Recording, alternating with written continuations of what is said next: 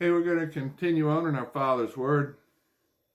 This is Mark, chapter 12, verse 28. Then one of the scribes came, and having heard them reasoning together, perceiving that he had answered them well, asked him, "Which is the first commandment of all?"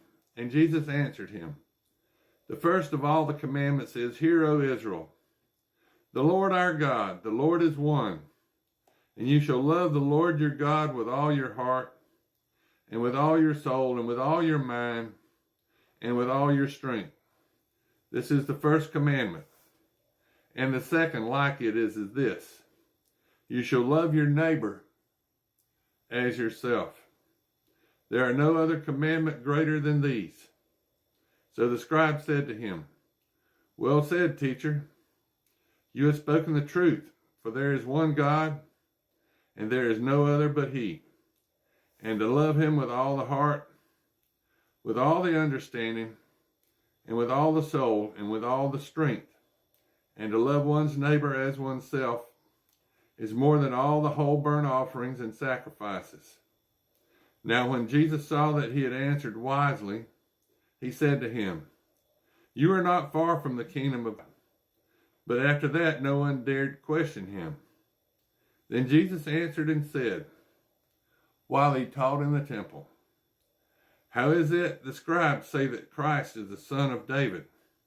For David himself said by the Holy Spirit, 'The Lord said to my Lord, Sit at my right hand, till I make your enemies your footstool.'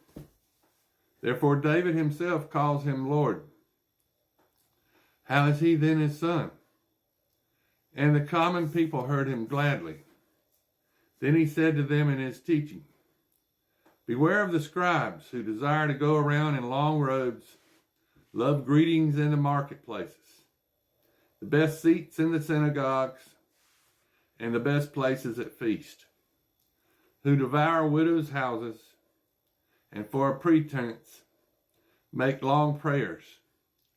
These will receive greater condemnation." Now Jesus sat opposite the treasury and saw how the people put money into the treasury. And many who were rich put in much. Then one poor widow came and threw in 2 mites, which makes a quadrans.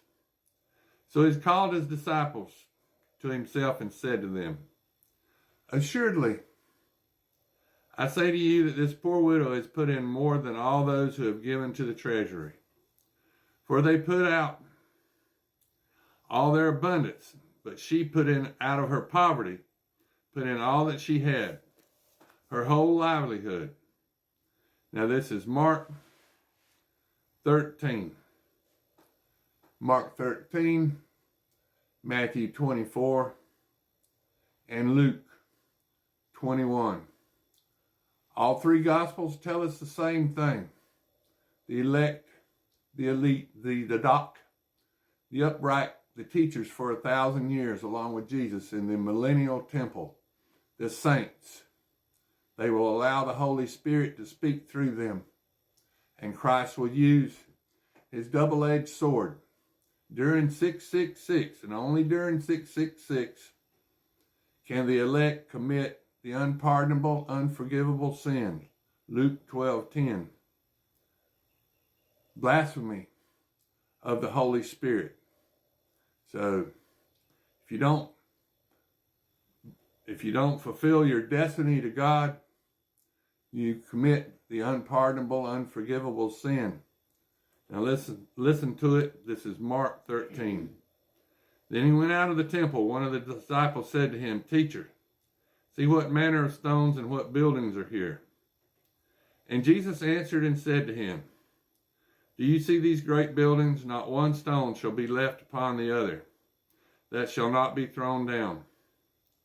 Now as he sat on the Mount of Olives opposite the temple, Peter, James, John, and Andrew asked him privately, "Tell us, when will these things be? And what will be the sign when all these things will be fulfilled?"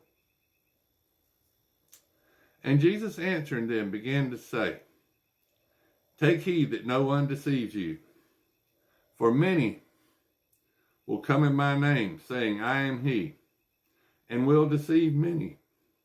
But when you hear of wars and rumors of wars, do not be troubled, for such things must happen. But the end is not yet.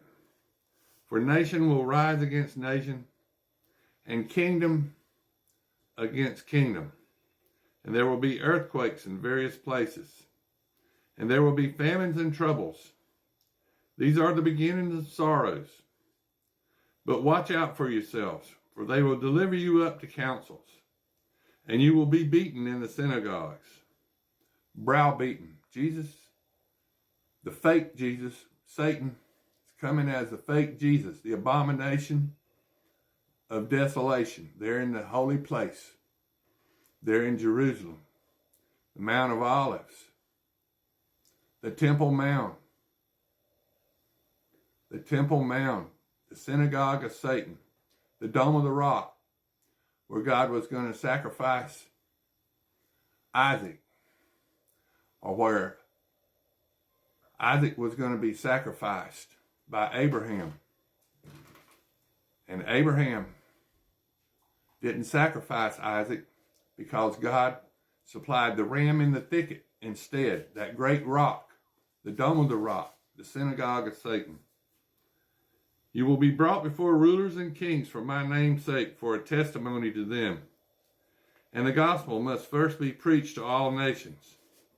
But when they arrest you and deliver you up, do not worry beforehand or premeditate what you will speak. But whatever is given you in that hour, speak that. For it is not you who speak, but the Holy Spirit will be doing the speaking. Now brother will betray brother to death, and a father his child, and children will rise up against parents and cause them to be put to death. And you will be hated by all for my name's sake. But he who endures to the end shall be saved. So if you don't bow down to Satan and take his mark, you'll be saved. Otherwise, Satan's going to snap his fingers, lightning will come down from the air, and he'll offer you the world just like he offered Jesus.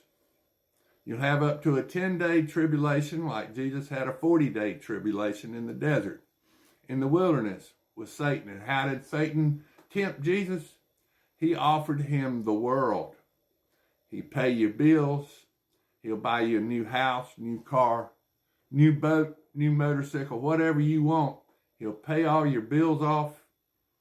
That's all Satan wants, is for you to bow down and to worship him. And remember, 666 comes before 777. So the false Jesus, the false Christ, will be coming first. So when you see the abomination of desolation spoken of by Daniel the prophet, standing where it ought not, let the reader understand. The abomination of desolation, when Satan's going to be in the holy place in Jerusalem, pretending to be God. Then let those who are in Judea flee to the mountains. Let him who is on the housetop not go down into the house, nor enter to take anything out of his house. And let him who is in the field not go back to get his clothes. But woe to those who are pregnant and to those who are nursing babies in those days. And pray that your flight may not be in winter. For in those days there will be tribulation, such as not been seen since the beginning of the creation which God created, until this time, nor ever shall be. The Cactabole, Satan's overthrow. Also in the Bible, it's called the foundation of this world. Now this is Mark 13, verse 20.